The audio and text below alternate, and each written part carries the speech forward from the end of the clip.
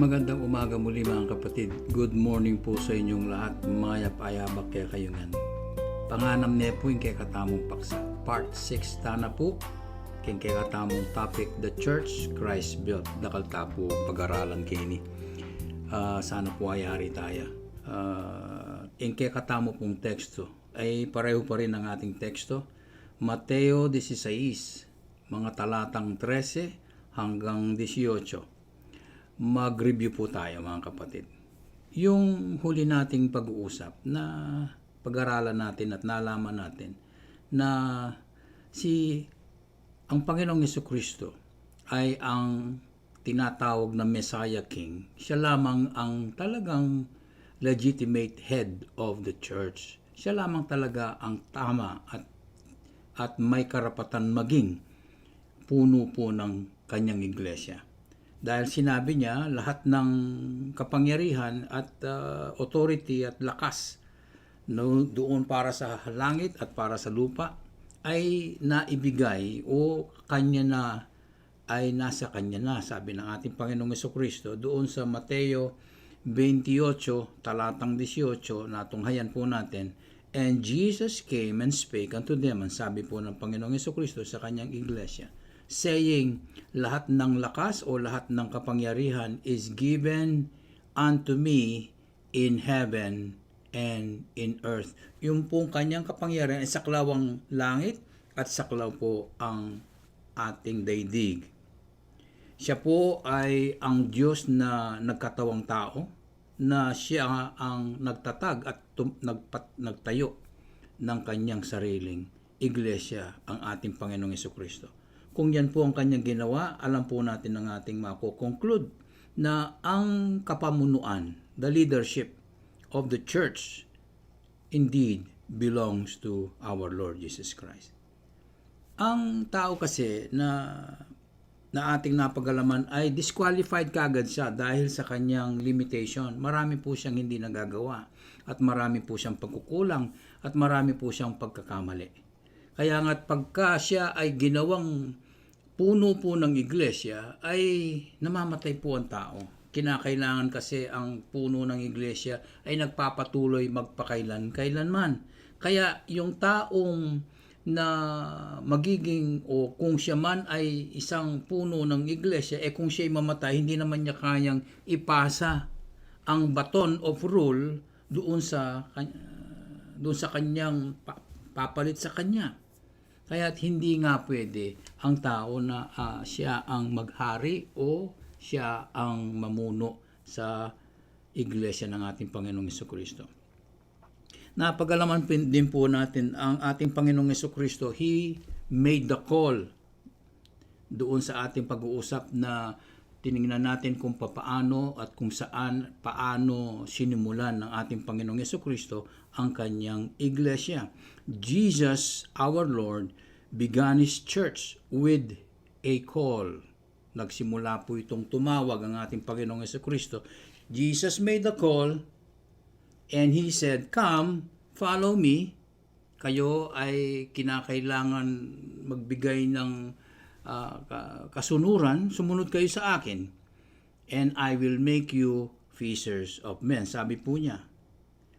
Sinimulan po ng ating Panginoong Jesucristo ang kanyang iglesia doon sa lugar po ng Galilee, in the seashore of Galilee. Napag-usapan po natin yan, nalaman po natin yan. At tinawag niya si Andres, tinawag niya si Simon Pedro, tinawag niya din si Santiago at si Juan. Ito'y magkakapatid-kapatid. Si Nathaniel at si Philip ay nabanggit din. At binigyan ng pakay. Tinawag ng Diyos at binigyan ng pakay na sila nga ay mangingisda. Subalit ang sabi ng Panginoong Jesucristo, I will make you fishers of men. Kaya doon sa ating pag-uusap, ang trabaho na itinawag po ng ating Panginoong Jesucristo sa mga taong kanyang tinawag sa loob para maging miyembro ng kanyang iglesia ay ang paksa po ng trabaho ay maging soul winners po, magdala po ng mga kaluluwa para kay Kristo na kanyang sagipin at kanyang iligtas. Yun po ang ating review, mga kapatid. Now let us continue. Our subject matter for part 6 will focus more on verse 18 of Matthew chapter 16 na ating teksto. Ganito po ang babasahin natin. Ang sabi po ng ating Panginoong Jesucristo, verse 18, "And I say also unto thee, that thou art Peter or Petros, and upon this rock I will build my church, and the gates of hell shall not prevail against it." Dito, mapapansin ang pahayag po ng ating Panginoong Jesucristo kay Simon Pedro. Kay Simon, ang kanyang statement ay para kay Simon. Sigurado pong para kay Simon, siya po ang kausap niya, at tinawag niya itong maliit na bato. Petros po sa Griego, maliit na bato. At ito pong pag-uusap na ito at ang pagkahirang po ni Simon na maging Pedro ay nagkaroon po ng maraming controversial issues po ito. Maraming mga theologians na nagkaroon ng kanilang komentaryo patungkol po sa pagiging Pedro ni Simon. Dahil dito po, hanggang ating panahon ay kinokontra o inaayunan. Iyon po ang ating pag-aaralan. Kapag ating babasahin lang, o by merely reading, or sabihin na natin by merely reading and hearing what Jesus said, talaga namang sinasabi niya na parang doon pa lang, siya na yung pundasyon, siya na yung saligan, siya na yung basihan ng kanyang iglesia. Thou art Peter, and upon this rock, sabi, ang Petros, ang ibig sabihin nito ay rock. Kaya doon pa lamang sa dating na yon, para bagang sinasabi ng ating Panginoong Jesucristo, ikaw na Simon, ikaw yung magiging saligan. Ikaw yung hantungan, ikaw yung malakas, ikaw yung nandito, ikaw ang pundasyon ng iglesyang aking itatayo. Kaya dahil dito, ito ngayon ang malaking organisasyon ng Catholic Iglesia Katoliko o the bigger Catholic claims ay inaangkin nila na ang kanilang papa ay mula pa kay Pedro. Na si Pedro ang kanilang unang papa. Yan po kanilang lantarang sinasabi. Sinasabi na meron silang pagkamatay ni Pedro ay mayroon ng papalit at mayroon ng papalit at mayroon papalit hanggang sa panahon natin. Ito'y tinatawag nilang papal succession. Yung bang hindi napuputol ang linya. Kung man may mangyari ay mayroon silang ipinapalit. Na sinasabi nila na ang sino mang successor ni Pedro ay isa ring papa at siya ay luluklok sa upuan ng imperyo ng Roma at siya ay mamumuno. Talagang mamumuno siya bilang isang pope. Para bang sinasabi dahil dito talagang galing ang succession kay Pedro na galing sa ating Panginoong Jesucristo. Sinabi niya, ikaw ang magiging pundasyon ng aking iglesia, na ang iyong kamatayan ay ipagpapatuloy hanggang sa panahon natin tatawagin silang mga papa. Para bang sinasabi yung Lowens, yung ano ba dito, yung pinanggalingan yung pagkatao ni Pedro ay naipapasa. Kaya yung ipinapasang yaon ay pati yung kapangyarihang nanggaling sa Diyos na binigay kay Pedro ay nakukuha rin daw ng kanilang mga successor ni Pedro. Kaya hindi po raw naputol ito. Tinatawag itong Peter's succession. Tinatawag itong Peter's authority. Yung Lowens ni Pedro ay nakukuhang ipasa. Mga kapatid, hindi ko lang nakita kung ano yung Lowens yung kumbaga kung anak kanya, nakuha mo yung DNA niya. Ganun ang ibig sabihin nito. Hindi ko kasi nakita sa Tagalog, Google kung ano yung Lowens sa Tagalog. Kayo na lang muna ang maghanap noon, mga kapatid. Inaangkin din nila na pakinggan ninyo ito, na ang kanilang papa, kung siya ang magsalita ay para bagang Bible truth ang sinasabi niya. pag ang nagsalita ang Papa, talaga namang pinakikinggan ng buong mundo. And they claim that what their Pope says is as if it is Bible truth. Inaangkin din nila na ang kanilang Papa ay siya lamang ang nangungusap ng katotohanan mula sa Diyos. Pambihira po mga kapatid, na ang kanilang Papa, kapag siya'y nangusap, ito'y mga salita po na galing sa Diyos. Incredible. Mga kapatid, hindi raw nagkakamali ang kanilang Papa. Siya ay malaya sa mali. Hindi siya sinasaniban ng anumang klaseng korupsyon ng kamalian. Kaya nga, pinagmamalaki ng Iglesia Katolika na mayroon silang bikar, the person who is acting in behalf of our Lord Jesus Christ. Siya raw ay ang bikar ni Kristo, na siya na yung kapalit ni Kristo, mga kapatid. Kaya nga, parang ang Papa ay Kristo na, dahil infallible daw siya. Hindi siya nagkakamali. No, mga kapatid, accurate, tumpak lahat ang sinasabi, walang pagkakamali. Kaya, faultless daw ang Papa nila. He doesn't make mistake. He is very accurate, exact, and always correct. Tamang-tama lagi ang dating niya, mga kapatid. Kaya nga, eto pa, na siya lamang daw sa kanyang sarili, sinasabi niya ang katotohanan ng Diyos. That He alone speaks the truth of God and there is no guile in Him. Hindi siya naniling lang. Mga kapatid, yung sinasabing ito para kay Kristo ito Hindi para sa Papa Mga kapatid, buklatin po ninyo ang inyong, magsimula po tayo in 1 Peter chapter 2 verse 22. Unang Pedro Kapitulo 2, versikulo 22. Ito'y sinasabi patungkol kay Kristo. Ang sabi na siya ay hindi gumawa ng kahit na anumang kasalanan. Who did no sin. O hindi nagkasala kahit minsan. Ang ating Panginoong Yesukristo ito. Ni hindi nasumpungan ng paglilinglang sa kanyang bibig.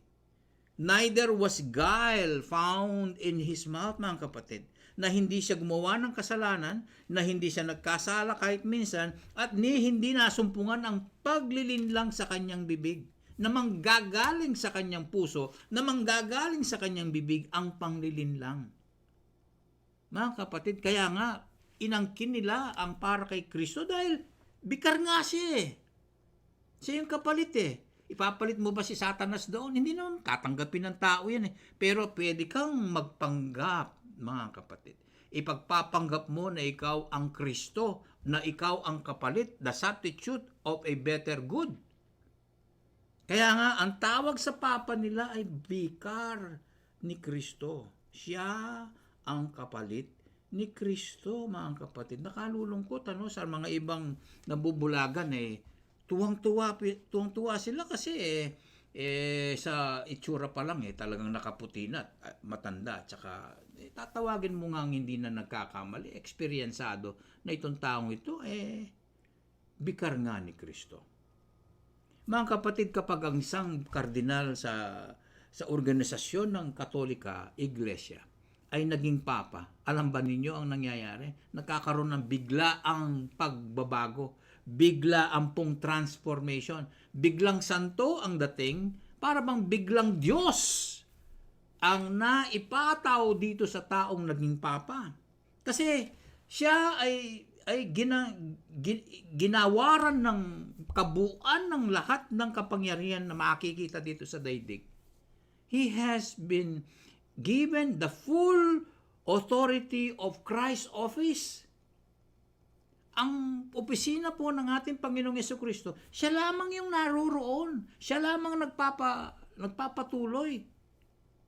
Kaya nga mga kapatid, nakapagtataka, this very incredible. Kaya kung hindi natin pag-aaralan ito,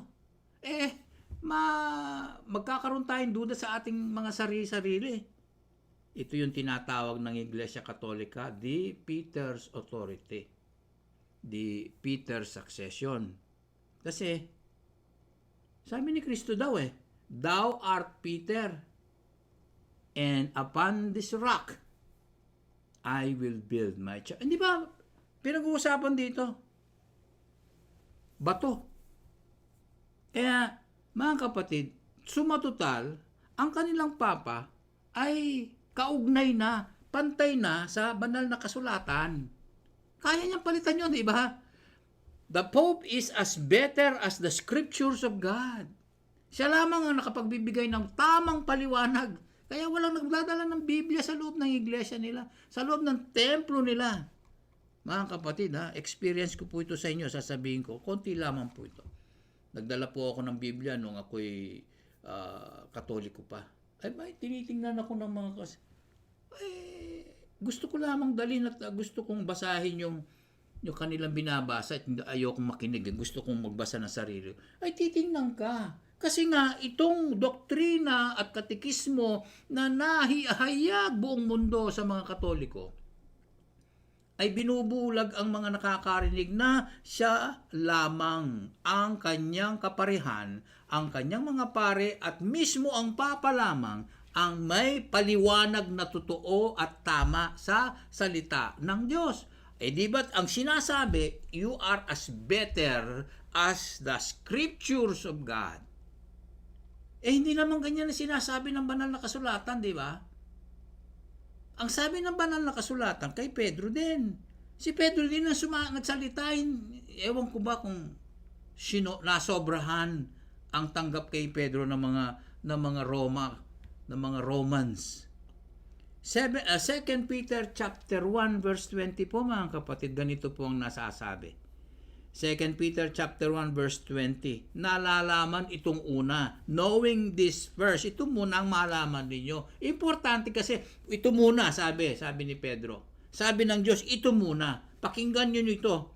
Nalalaman itong una na walang hula o anumang banggit o gawa o sinabi o salita ng Diyos na ipinasulat niya sa banal na kasulatan ay hahayaan ang sino mang taong makapagbigay ng pangsariling kahulugan. Hindi pwede, mga kapatid. No prophecy of the scripture is of any private interpretation. Hindi pa pwede ang dito pa lang kinakalaban na ang kanilang doktrina. Ang kanilang pagkatayog na tingin sa kanilang Papa na siya lamang ang tunay na tagapagpaliwanag at may katwiran at may kapangyarihan at may katotohanan pag siya'y nagsalita parang siyang banal na kasulatan. At sasabihin, ito ang tamang kahulugan. Hindi pwede. Ito ang tamang kahulugan ay galing sa Diyos lamang yun. Pagka sinabi mong ito ang tamang kahulugan, ay dapat galing sa Diyos. At ang Diyos lamang ang nagbibigay ng tamang kahulugan. Dahil siya ang mayakda, siya ang otor ng banal na kasulatan. Mga kapatid, He is the author. God is the author of the scriptures. Kaya hindi mo masasabing si Papa lamang. Si Papa lamang ang may katwirang magpaliwanag ng kabuuan ng tunay at tumpak na walang mali na interpretasyon sa salita ng banal na kasulatan o salita ng Diyos. Kaya mga kapatid, sa 15 minutes kong pagsasalita sa inyo, sana na ihayag ko sa inyo ang papal system ng Iglesia Katolika.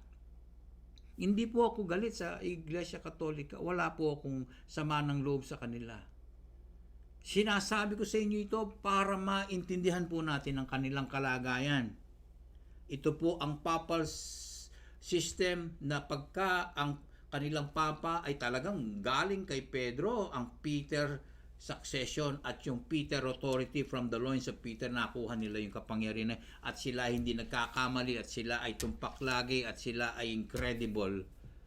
Very incredible. Yan mga kapatid, yan ang papal system. Huwag niyo pong kalimutan, ha? Yan po ang ating sa isip lagi. Ngayon, mga kapatid, mag-Bible study na po tayo. Sinabi na po ng banal na kasulatan, let us divide the word of truth. Dividing the word of truth. comparison na po, magkaroon po tayo ng comparison, ano? Yung pong kasing theology ng Katoliko ay mayroon pong punto. Tama po sila. Tingnan po ninyo ang dahilan, ano? Tama po eh. Hindi naman sila magwawagwagan na ganyan kung hindi wala silang hinahawakan na basihan. Ano ang sabi? Ang sabi, si Jesucristo daw kinausap ang kanyang mga disciples. Ang sabi niya, who they say I am. Ano ba ang sinasabi nila patungkol sa akin? Pero ang daming sagot ng mga kanyang mga alagad. Anong naging tamang sagot? Sinasabi ko ito, tamang sagot. Ang sagot ay galing kay Simon. He had the right answer. And he said the right answer. Ang sabi niya, Thou art the Christ, the Son of the living God. Hindi po ba dyan sa talatang 16? Ikaw ang Kristo. Ikaw ang Mesaya. Anak ng buhay magpakailanman na Diyos. Hindi ba? The self-existing God. For you are the Christ, you are the Son of the self-existing God, the living God. Ganito po ang binanggit doon sa Matthew 16 verse 16 para makita po natin ang kanilang basihan. And Simon Peter answered and said, Thou art the Christ, the Son of the living God. Tunay lamang na totoo ang sinabi ni Pedro. Simon spoke the truth of God. Yun, isa na yon. Di ba? Na sabi nila galing kay Pedro. Ang mga papa galing kay Pedro. Yung mga galing doon ay they speak the truth of God. Totoo naman eh. Kasi siya lamang ang nagsalita ng katotohanan, di po ba? Ang sabi ng iba, siya raw ang Panginoong Jesucristo ay John the Baptist. Hindi po tama yon, mali. Ang sabi namang ng isa, ikaw daw ay propeta, ikaw daw ay si Elijah, ikaw daw ay si Jeremias. Mali din yun, di ba? Pero nang si Simon ang nagsalita, he spoke the truth of God. Now they say the Pope can thus speak the truth of God. Only the Pope. Kasi only Simon spoke the truth. He said the truth. Kaya sabi nila, Simon was highly chosen by God. Totoo naman, di ba? Doon sa verse 17, Matthew chapter 16 verse 17, pag-aralan po natin, ang sabi po ng ating Panginoong Jesucristo, And Jesus, the Lord, answered and said unto him, sabi po ng ating Panginoong Jesucristo, mapalad ka, blessed art thou, Simon Bar-Jona. Mapalad ka na ikaw ni Simon, anak ni Jonah. Bar-Jona means son of Jonah. Dahil ang dugo at buto o ang tao ay or flesh and blood had not revealed it unto. Hindi mo malalaman ito sa mga tao, sabi niya. But my Father spoke and gave to you which is in heaven. He gave you the truth. Kaya nga dito sa ating binasa, ang mga Katoliko, inaangkin nila na it was Jesus the Lord who called Simon. Who spoke to Simon. He called Simon to be a member of the church. Now, he called him Peter. Thou art Peter, sabi niya, di ba? Blessed art thou, Simon Bar-Jona. Ngayon sasabihin ng ating Panginoon, ikaw ay si Cephas or ikaw si Pedro. Hindi ba dito sinasabi ng mga Katoliko? Na-promote si Simon. Talaga namang siya yung tinitingnan ng ating Panginoong Jesucristo. Nagkaroon ng promotion. At yung promotion na yun, tinataguri ang leadership. Solid rock leadership. No? Parang ganun, ano? Kaya pinromote daw dito ng ating Panginoong Jesucristo si Simon Bar-Jona to be the chief of the apostles. Hindi ako disagree dito sa puntahan, ano, dito sa conversation ng ating Panginoong Jesucristo at kay Simon na dahil dito sinasabi nila maliwanag na nakipagdeal ang Panginoong Diyos kay Simon muna pagkatapos sa mga apostoles na iba. Ang ganda ng kanilang mga pag-aangkin, ano? ang Diyos daw ay nakikipag-deal kay Simon. Kaya yung papa nila, ang sabi nila, they have the truth of God because God deals with the Pope first, then to the rest. Kaya, mga kapatid, tiningnan ko rin, sinerge ko kung paano nakuha yung papa kung paano naging pontiff o paano naging pope. Kaya dahil dito, sinabi ng ating Panginoong Jesucristo, sabi daw nila, binigay na ni Jesus Christ yung pontifical position kay Pedro sa church. Wala pong duda, mga kapatid. Kaya ito yung kanilang pinagbabasihan na talagang si Pedro, sinentro nila sa kanilang theology. Na itong pontifical position na ito, kaya nagpaparami talagang sa kanilang gustong pag-invade ng mga bansa ay para tunghayin ang kanilang papa as the world leader of the Catholic Church. World leader na yan Tingnan mo, naiimbitahan niya ang mga presidente ng ibang bansa, pati ang presidente ng Estados Unidos ng Amerika. Kaya pinakamalakas na bansa yung Amerika na yan lumuluhod yan sa ang ating nakaraang administrasyon na presidente si Obama, lumuhod yan. Kikinis pa yung singsing ng papa na ito. Iyan nga ay isang ng world leader. Kaya mga kapatid, dahil doon sa conversation na yon at dahil doon sa naisulat na yon, dito sila nag-focus. Kaya tingnan natin, pagmasdan naman natin yung pagiging pundasyon o pagiging haligi o pagiging himlayan o kung ano ang klase ng pundasyon ng iglesia ng ating Panginoong Jesucristo. Na sinasabi din nila na dahil ang ating Panginoong Jesucristo, tinawag siyang you are Peter, and upon this rock I will build my church. Na ang kanilang tingin doon na ang Simon na tinawag na maliit na bato ay siya rin bato na ginamit ng ating Panginoong Jesucristo para itayo niya ang kanyang iglesia. That thou art Peter, and upon this rock I will build my church.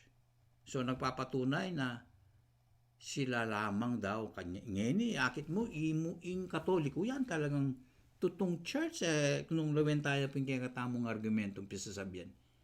Kasi the church that our Lord Jesus built is made on the foundation on the person of Simon the small rock or the little rock. And upon this rock, I will build my church. Kaya, tumpak ba sila? Tingnan natin mga kapatid. Tama ba ang kanilang paghahayag? Tama ba ang kanilang pag-aangkin? Mga kapatid, meron akong ilan dito. 1, 2, 3, 4, 4 na mga bagay na aking sasabihin sa inyo na aayunan ko sila kung ito ay ayon sa Biblia.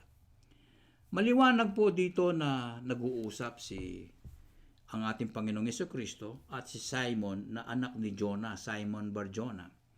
At maliwanag din ang sabi po ng ating Panginoong Jesucristo na ikaw, Simon, ay isang maliit na bato. You are Petros. Ang Greek word for a small stone. English po, Peter. You are Petros. A small stone ang address po ng ating Panginoong Jesucristo. Tinawag talaga siyang bato. Masyas kaya matigas ka para kang batong maliit. Then our Lord Jesus Christ continued. Sabi niya, dito ko gustong sabihin sa inyo, doon sa King James Version, ito pong conjunction na preposition na parang sinasabi, ang ginamit ay en. Ang salita pong Griego ay kai. Ita mo, may ligta. Kai. Sila meron din silang kai. Yung kai na yon, marami pong salita na pwedeng ipasok, na pwedeng gamitin. Pwedeng salitang en or conjunctive, conjunctive particle, or but. Pwede pong but, Kaya yung kai, ang sabi niya ay en. Sabi niya, thou art Peter, and upon this rock. Pero hindi po yata ganun ang pagkasalin eh. Alam po ninyo, ang King James Version, marami pong konting mga naisingit na dapat talagang hindi naroroon ay nabigyan ng halaga. Kaya ang sabi dito, you are Peter, and upon this rock, dito po dapat ginamit ay but. Kasi kinukumpara niya. Makikita nyo mga kapatid, bakit may comparison? Kasi yung Petros na ginamit ay small rock. At ito naman sinasabing upon this rock na sinasabing bato rin ay hindi nakasize nitong maliit na to. Ito'y gabundok na bato. Kaya kung sasabihin mong at sakali at ikaw ay Pedro at dito sa ibabaw ng batong ito, hindi na uugnay, hindi na sila parehong size. Kaya nga sinasabi ng mga grammarian, ang dapat ginamit dito ay but. Hindi na nga natin narinig ang salita ng ating Panginoong Jesucristo. Ito nga na inasali na translate na. Kaya kung sasabihin natin, yung Petros versus Petra ay magkakaroon ng pagbabago. Dahil they are two opposing words. A small rock versus a huge mountain bedrock. Malaki po ito. Ang tawag pa dito mga bangin, mga bangin ang laki. Kaya kung titingnan ninyo, ang ibig pong sabihin, ang ating Panginoong Jesucristo, ikaw ay isang maliit na bato, subalit sa ibabaw ng gabundok na batong ito, aking itatayo ang aking iglesia. Doon mo makikita na ganun. Kung ganun ang dating, maiintindihan mo. Kasi yung sinabi, thou art Peter, and upon this rock. Ayun lang nakalagay sa Biblia natin eh. Pero kung talagang i-translate dito, ganito ang ibig sabihin. Sa English mo, thou art a little rock. But upon this huge mountain-sized solid rock, I will build my church. O diyan mo makikita, lulubog na si Pedro. Makikita ngayon, ang tinutukoy ay isang Diyos. Hindi po ba mga kapatid?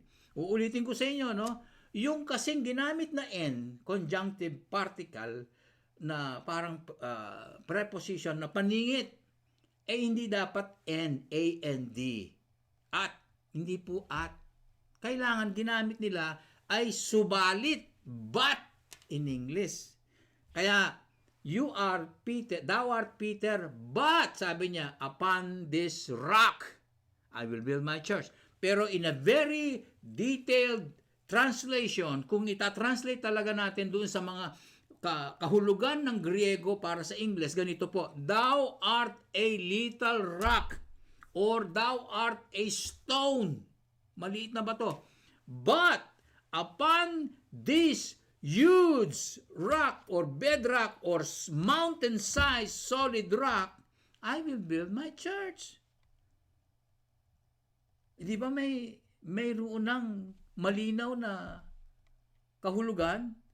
At sinasabi ko rin sa iyo na ikaw ay maliit na bato, sabi ng Panginoong Jesucristo, na ikaw na Simon ay maliit na bato. Subalit, sa ibabaw ng gabundok na batong ito, aking itatayo ang aking iglesia. Alam nyo naman, yung mga tao, hindi naman po sila nagse-search. Katulad natin, nagse-search po tayo, ang ating malugod na pastor ay talagang nagpupuyat para maihayag ang tamang sentiment po ng tamang kahulugan o sentiment ng nagsulat sa banal na kasulatan, ang tamang gustong palitaw ng ating Panginoong Diyos, ang tamang grammar po pinag-aaralan. Grammar po. Ang grammar search ay makikita po natin sa mga Google. Subalit, hindi po ito handy sa lahat. Hindi naman po tayo sa lahat mayroong computer or there's computer. Kaya para doon sa mga hindi naghahanap talaga na walang panahon maghanap o walang mga means para maghanap, hindi sila napagkalooban ng panahon para maghanap. The Catholic dogma or the Catholic way of presenting their Pope, they get away with it. nakakaalpas po sila. They are able to win the minds of the people, of those people, especially those blinded, maaring hindi pa mga nakaugnay sa ating Panginoong Diyos, wala pa silang relasyon kay Jesus Christ, tatanggapin po itong ganitong pahayag nila. Pero sa atin, na alam natin ang banal na kasulatan, kasi mga kapatid, ang banal na kasulatan talagang linilitis niya, pinoprosecute niya ang nakasulat, ang nasasabi ng mga relihiyon o nasasabi ng isang tao na kahit na theologian po siya, talagang pinoprosecute ang sinasabi ng tao. Kung ito man ay katunayan ng banal na kasulatan o hindi ito kaugnay, ito'y kasinungalingan. Gusto kong paliwanag sa inyo ang aking posisyon na sinasabi ko kanina lang na ang Biblia ay pinoprosecute niya ang tamang translation o tamang interpretasyon. Basahin po natin doon sa 2 Timoteo 3:16. Sabi po, ang 2 Timoteo Kapitulo 3, versikulo 16, ang lahat ng nakasulat sa banal na kasulatan ay kinasihan ng Diyos. All Scripture is given by inspiration of God. Ang Diyos ang may bakit. Ang Diyos ang may dahil. Ang Diyos ang may pakay. Siya ang pinagmumulan ng original. Dahil siya ang may akda nito. All Scripture is given by inspiration of God. Kaya sabi niya, ito'y mapapakinabangan para sa pagtuturo ng doktrina, para sa mga aral ni Jesucristo, o aral ng Diyos, profitable for doctrine, profitable for reproof, profitable for correction, for instruction in righteousness. Ito'y mabisa sa pagsaway. Ang salita po ng Diyos ipapahamak kayo kung kayo ay nasa katayuan ng kamalian.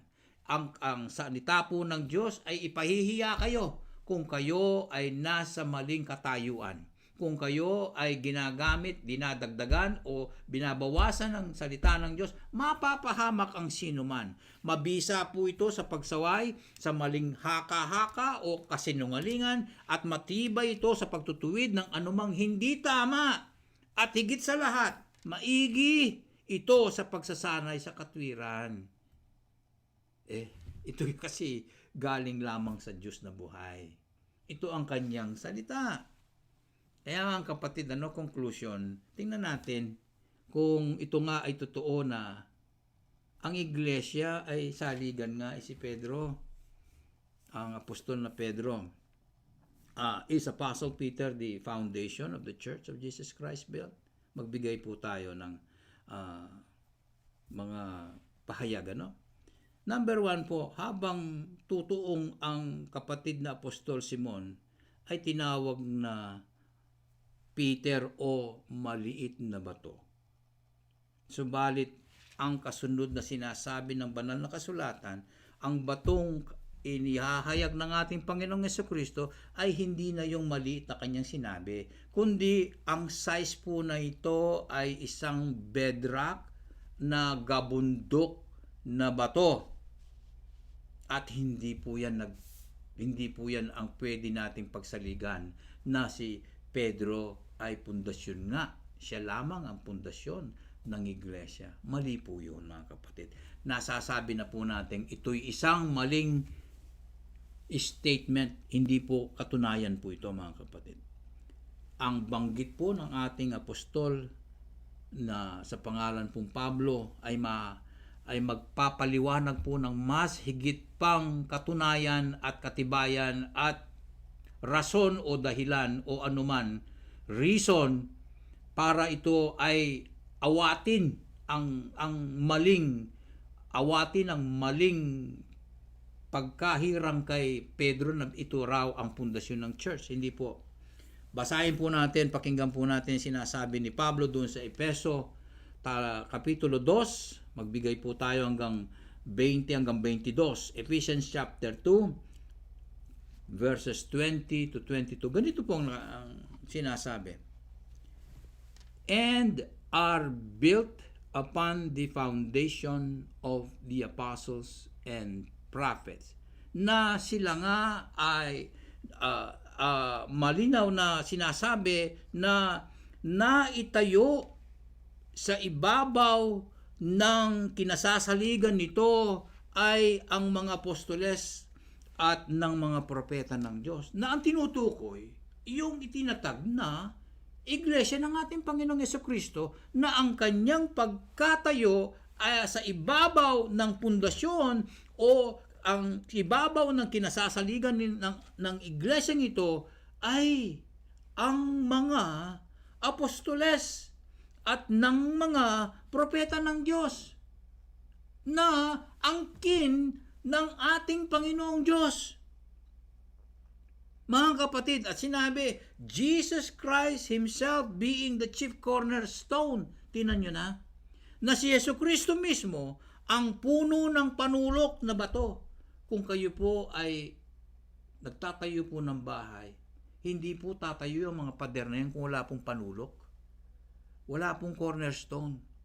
Kung bahalo na sa pundasyon pero potang tayo italakad yun rin pader. Hindi mo maitatayo ang pader kung walang mga panulok yan. Yan ang nagpapatibay sa pagkatayo ng mga pader. Si Yesu Kristo mismo ang puno ng panulok. Siya mismo ang patibay ng iglesia. Hindi po si Pedro lang.